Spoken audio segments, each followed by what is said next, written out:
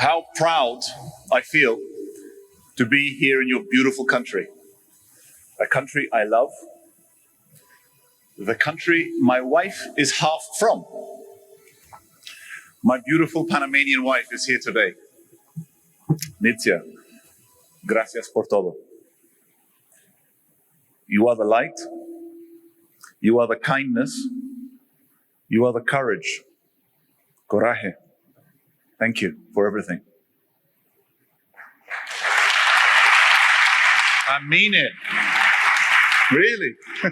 You know, one of the things I'm very proud of, and I'm really proud of this, is that I always look forward to seeing my wife. Every single time, every dinner, every lunch, every coffee in the morning. It's a great blessing. Thank you, Nancy. Okay. Mike. Who said it, Mike? Mike, you will build the Nobel Peace Awards equivalent for courage. I don't doubt it for a second, and we will help you. Okay? Honored guests, courage is a remarkable word. That invisible commodity of the better angels of humanity which has brought us all here today. But why? Why did we come here? Because for those invisible aspirations, ideals, virtues that humankind strives for, possibility, potential, promise, it does indeed take courage. But it is only through example that courage can be communicated, shared, and instilled. We cannot purchase it from a store. We cannot download it from an app or borrow it from a bank.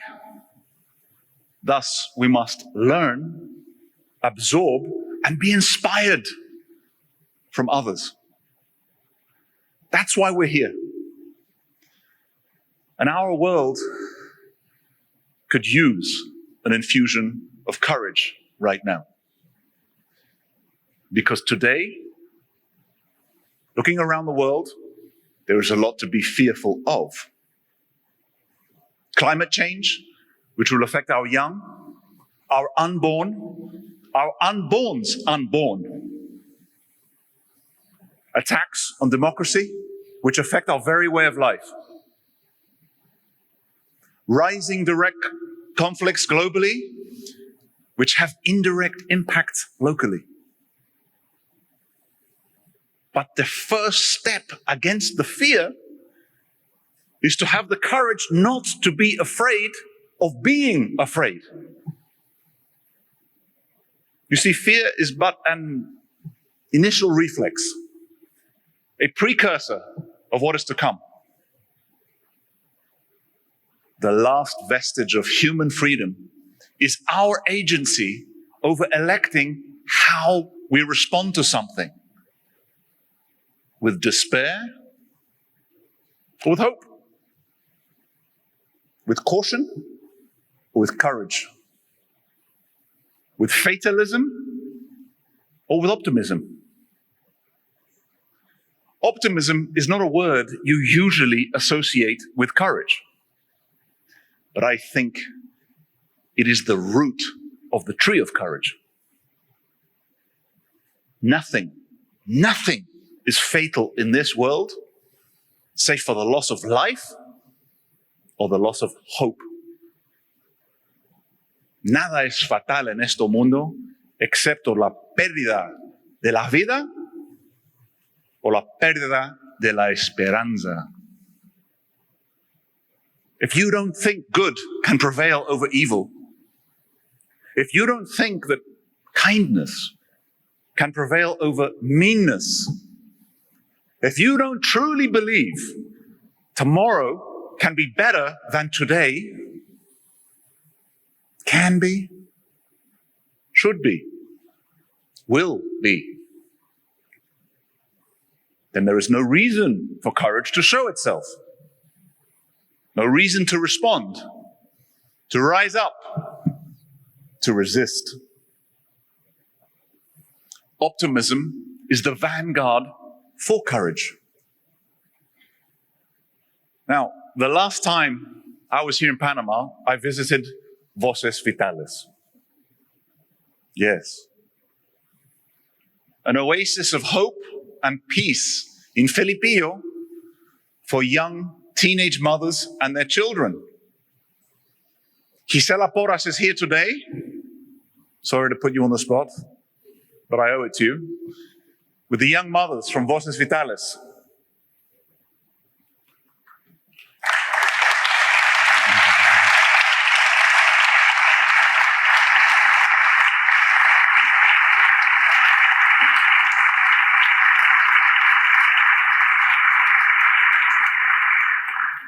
Gisela, a heroine to many suffering souls. Yes. You see, the real heroines don't accept it, but you are a heroine to many suffering souls. Leads the foundation.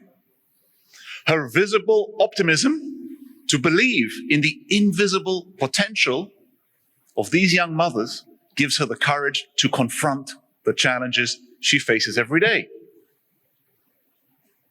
Her courage leads to action. Action leads to possibilities. Possibilities lead to progress. Progress leads to a better world.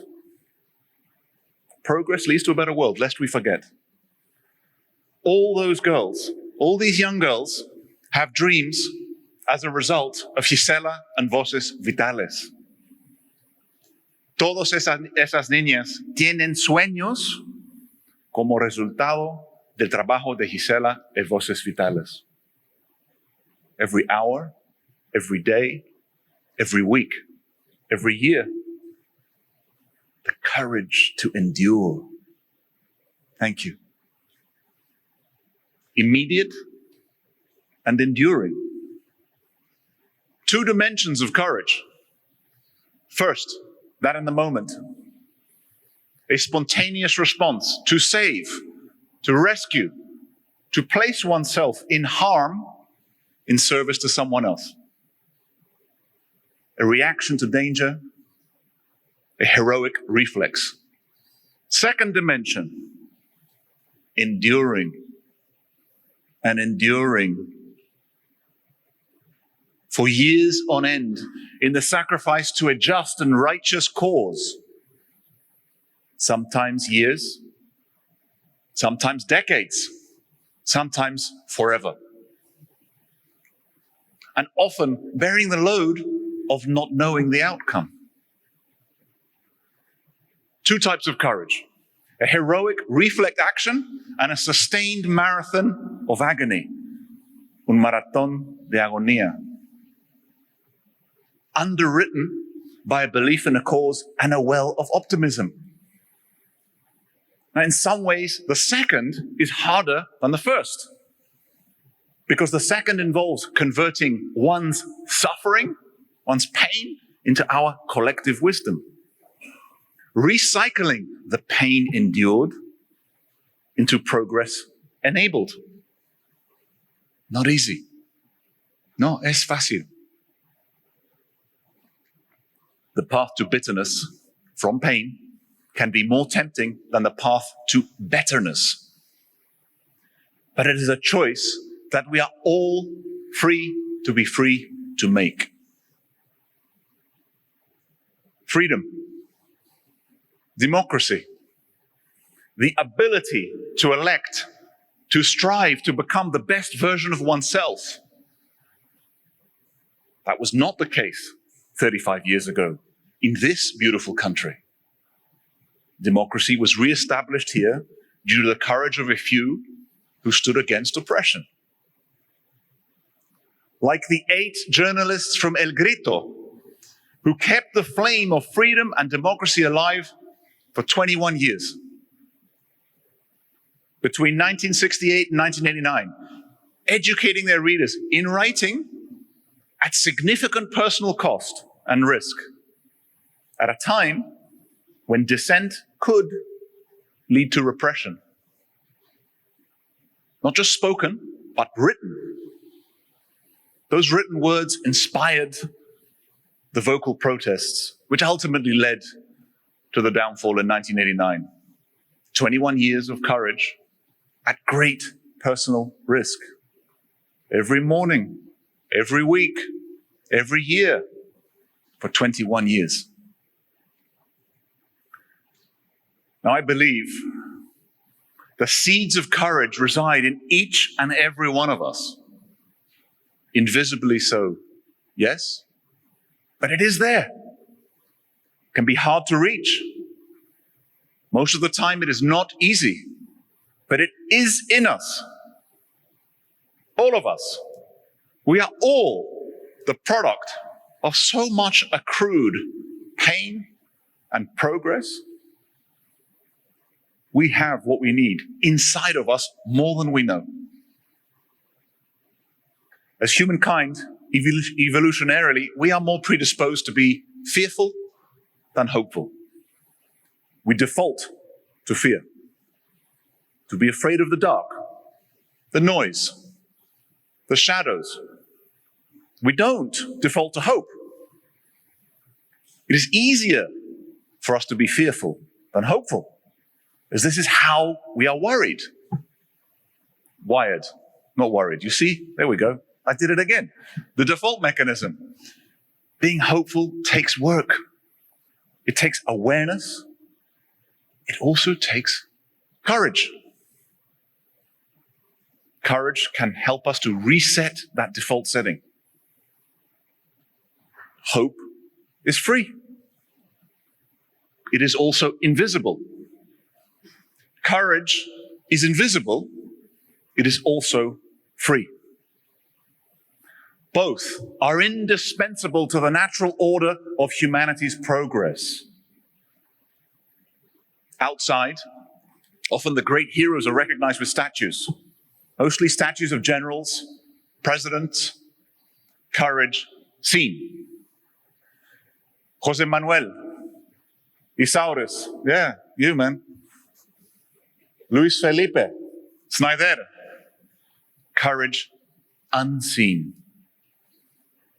Courage unseen, just as real, just as difficult, just as profound, but still unseen for the most part.